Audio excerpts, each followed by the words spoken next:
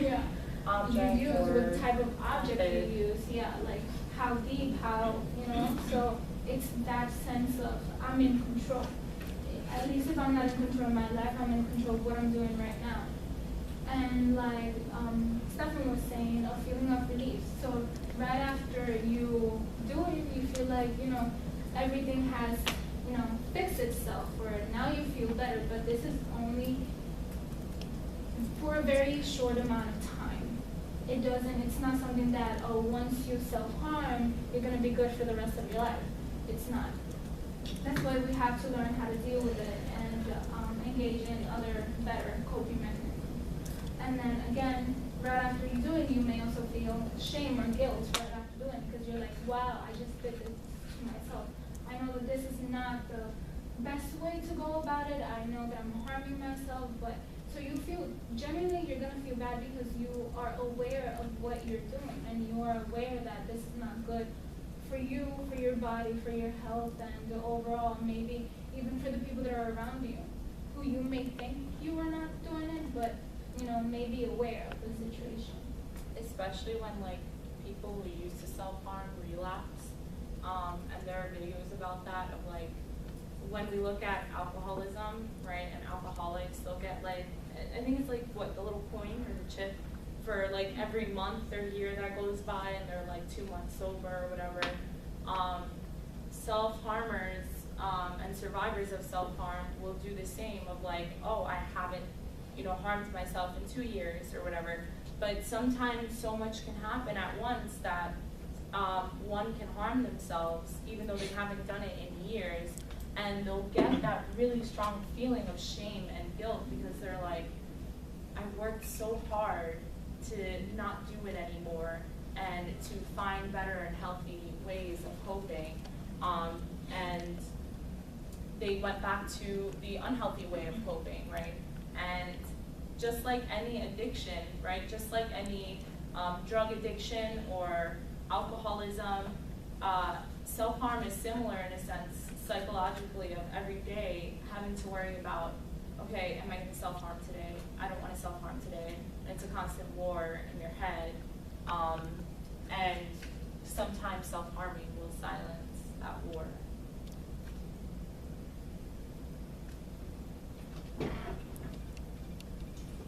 So we kind of did a little research about how common self-harm is, and we found out that approximately 4% of adults in the United States self-harm. It doesn't seem like a lot, but it is a lot. No. I think this is 2014 or 15. And well, the rates are of course higher among adolescents. Why? Because like we have so many things going on in our lives. Well, we have an adolescent. We are just getting to know ourselves. They're going, through high school. People are mean. People make you upset. They're judgmental. So obviously that population is a little bit more prone to self-harm. Because not only are you trying to find yourself and fit in, but you have so many other things going on in your life, like family, and in college students, the rate is from 17 to 35%. So that is way more than it should be happening. So again, it doesn't sound like a lot, but it is way too much. So there is a problem there. You may look around you and kind of just be like, well, I don't see anyone doing it, but it takes time to kind of notice that and pay close. So you need to pay close attention to the people who you think that may be self-harming, because it's not as obvious as you think it is. Also, to be fair, it is so difficult to find a scholarly article on statistics of self-harm, which I think shows a lot that there's not enough studies on self-harm, and when there is, people are too ashamed to admit it, right? Especially, I'm sure like the same goes for men, because I did find one. It was like self-harm amongst female college students, and I was kind of like, great, okay, but what about male college students? Is there in the report? underreported. Yeah, it's very underreported, as well as ethnicity, right? So how many movies, right, have we seen about self-harm where it was a black man, Or right? Hispanic. Or a Latino, or a Latina, or like an Arab girl, right? Like none. And so I just wanted to make that clear because we don't even know if this is like the correct statistic. Yeah, I mean, just to back you guys up, 4% doesn't sound like a lot, but there's over 200 million adults in the United States, and 4% of that is 9 million. So just think about 9 million people harming themselves and how severe that issue is. Thank you. So, as I was saying before, yeah, You said it's not a mental disorder, yeah, so what is it exactly? it's a coping mechanism. Like it's hard to explain, but it's not a mental disorder in the It can be a sense that- symptom of a mental disorder. Yes. That's the So difference. it's covering something else. It could be, in some cases. Mhm. Does that answer your question? So these are some signs, like I said before, it's not that obvious, so you have to pay close attention. So the things that we would look for is many cuts or burns on the wrists or arms, legs or stomach. I know that this may be a little bit hard because some people use, especially in the winter, you're with long pants, you're not gonna be looking at everybody's legs. But it's something to keep in mind if you see someone, let's say, in the summer always wearing, leggings or long pants or long sleeves. It might just be a style preference, but there's so much more that you have to look into than just the type of clothing they're wearing. So wearing baggy clothes or loose clothes, making excuses for having cuts, marks, or wounds in the body, finding razors, scissors, lighters, or knives in strange places, like under a pillow, under their bed, in a locker. So, There was someone who put a razor in their phone case Yes. at one point. Spending long periods locked in a bathroom or a bedroom, isolation and avoiding social situations. So the reason why these two are kind of there is because this is a time in which a person will go like into the bathroom and, self-harm, stuff like that. So you may be thinking that, oh, they're fine in the bathroom, but this may be the place where they're actually doing the behavior. So punching things or throwing the body against walls or hard objects. So blood stains in their clothes. Someone who has low self-esteem and poor functioning at work, school, or the home. Yeah, I mean, just because they're like you're seeing all this too, like kind of like the baggy clothes, like low self-esteem, poor functioning. That doesn't necessarily mean that someone's self-harming Yeah. either. So like, I don't want you guys going into work and being like, well, that person probably self-harms because they're not focusing. Okay, so I'm all about trigger warning. Can I just add something? Back in high school, I used to wear long sleeves all the time. And someone reported to my counselor that maybe I was doing self-harm, and they called me in. And this was honestly just based on nothing, just me wearing long sleeves throughout a long period of time, and I even had to show my arms to my counselor. And that's just to let you guys know and aware that just because you see this stuff, it's not like it's actually happening. So you have to be mindful and think about other things that are going on. Sorry. Yeah, so trigger warning, you guys can close your ears if it's just too much. And step out as well.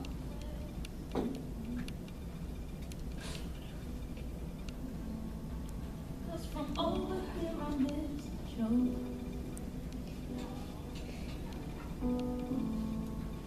Clear the way for my last day. I've done it again. Another number for you. Omdat ik de spanning niet aan kan. Om de oorlog in mijn hoofd te stoppen. Omdat ik me eenzaam voel. Dan loopt de spanning gewoon te hoog op. Omdat ik de pijn van binnen wil stoppen. Ik kan ergens anders meer aan denken. Ik denk aan wat voor een slecht mens ik ben. I'd be smiling if I wasn't so desperate. I'd be patient if I had the time. I could stop and answer all of your questions. As soon as I find out how I can move from the back of the line. Je voelt gewoon zo'n last van je schouders en kan eindelijk zonder spanning ademhalen. Ik krijg een gevoel van opluchting. En het is gewoon even helemaal stil om je heen en in je hoofd. Vooroordelen, borderline, aandacht zoeken. Dat alleen maar tienermeisjes het doen. Ja, je bent zwak. Je bent niet goed wijs. Dat ze gevaarlijk zijn. Dat het een fase is. Of dat ze psychisch helemaal gestoord zijn. Als je dood wil, moet je in de lengte snijden. Dat zei een arts. Wat heel veel mensen niet van me weten is Dat ik een heel pijnlijk verleden heb. Eigenlijk een zachte kokerij ben. dat ik trauma's in het verleden heb opgelopen. Dat de littekens op mijn armen en de littekens op mijn ziel zijn. Dat ik eigenlijk heel druk ben in mijn hoofd. Dat ik heel veel zelfhaat heb. Dat ik liever iemand anders zou willen zijn. I'll be your cloud behind the glass. Go ahead and laugh, 'cause it's fun. I want to.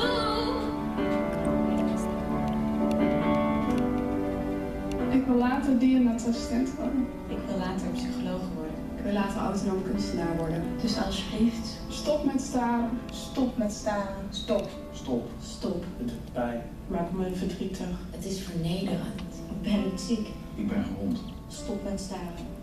En kijk naar wie ik echt ben.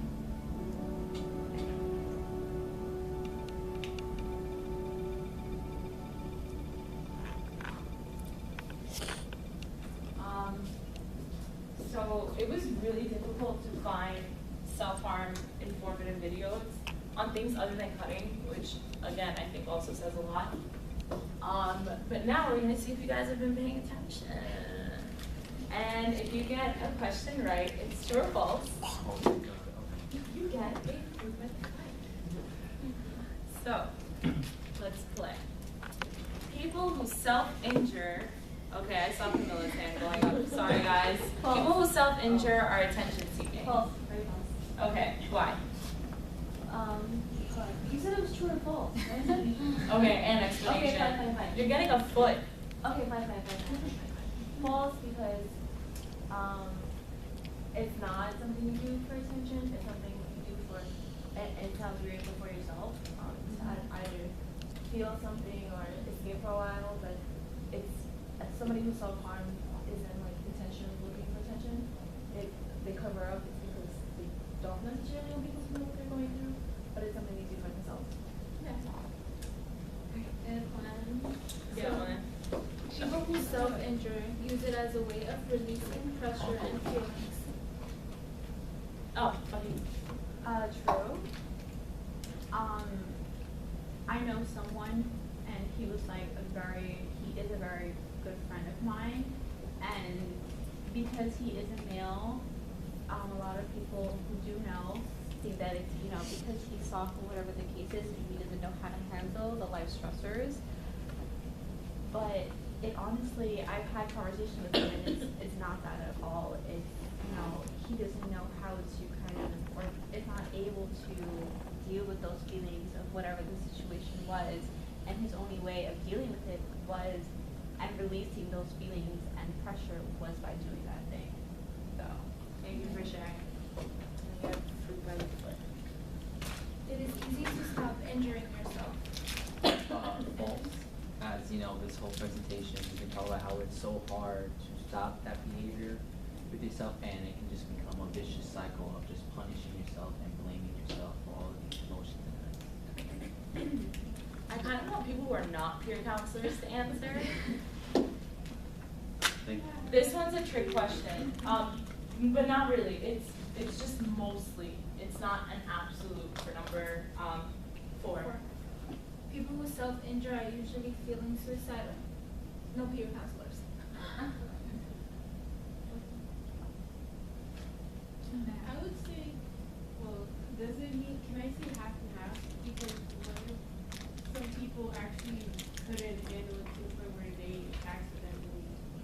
saying it's mostly.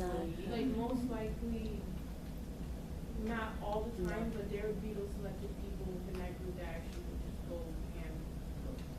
So most likely false or true? Mostly false or true? I would say most likely. No, false. False. False. False. I said selected few, so. Okay. So, And we had a slide on how they're different, right? yeah.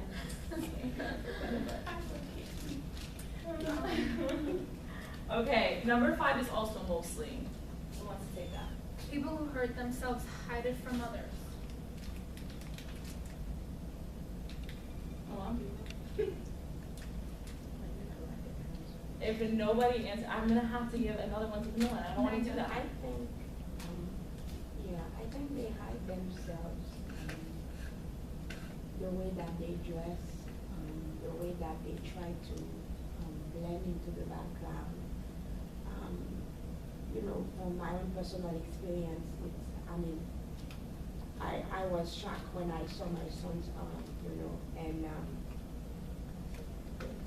it's like, I could not understand it, but because we live in the same house, so he took pain to hide that. So they definitely hide it. So you're saying With the mostly. baggy clothes and everything. Yeah. Thank you so much for that. All right. Number 6 is an absolute. People who injure themselves are selfish.